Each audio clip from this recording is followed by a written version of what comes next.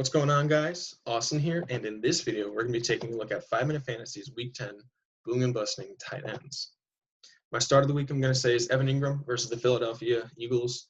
Philadelphia does not have great linebackers. They don't have great safeties. Evan Engram has been a physically dominant tight end during his time in New York. He just hasn't been entirely healthy.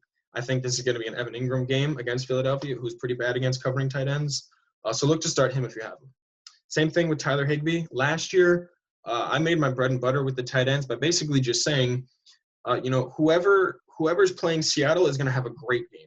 It worked. I mean, literally any tight end that went up against the Seattle Seahawks ended up having a fantastic game. And that's going to be compounded now that the rest of Seattle's defense is terrible. They're just especially bad at covering the tight end. So make sure to start Tyler Higbee this week. I'm going to say Austin Hooper versus Houston.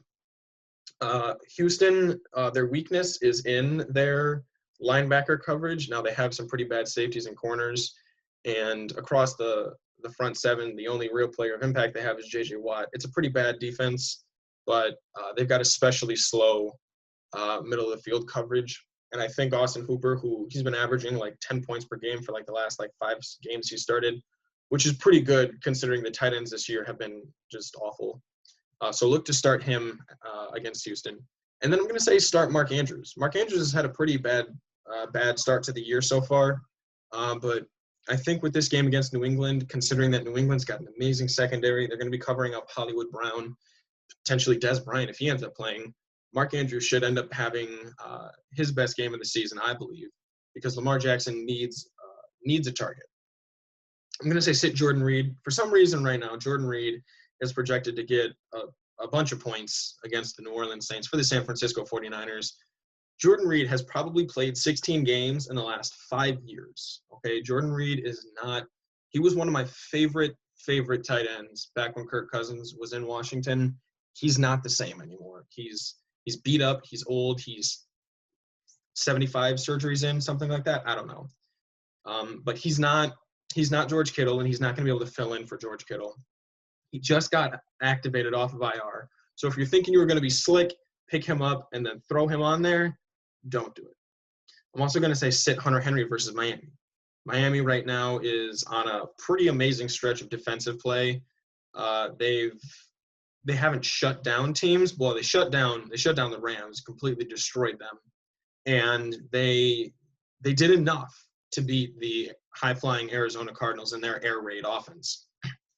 Right now, I believe that Miami is the #1 scoring defense in the entire NFL. And they're especially great when it comes to covering tight ends. I don't think that Justin Fields. I don't think that Justin Herbert is going to have especially great chemistry with Hunter Henry during his career. I think him and Mike Wallace are going to be the guys because, he's got a fantastically strong arm. So look to sit Hunter Henry in this game. Jimmy Graham versus Minnesota. I like Jimmy Graham, but when it comes to playing against Minnesota has some pretty good safeties that like to cover linebackers. You've got Harrison Smith, and you've got can't think of the other guy.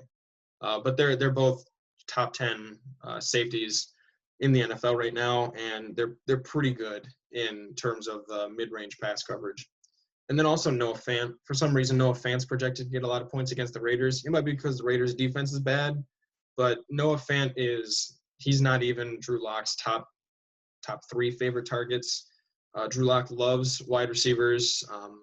Right now, I think that Jerry Jeudy and they do have a lot of banged up guys, but he has not been throwing to Noah Fant. I don't know why, but it's not going to happen. So make sure to sit Noah Fant against the Raiders. All right. Thanks for watching this video, guys. Make sure to like it and subscribe to my channel so that you can stay up to date for all of our future content.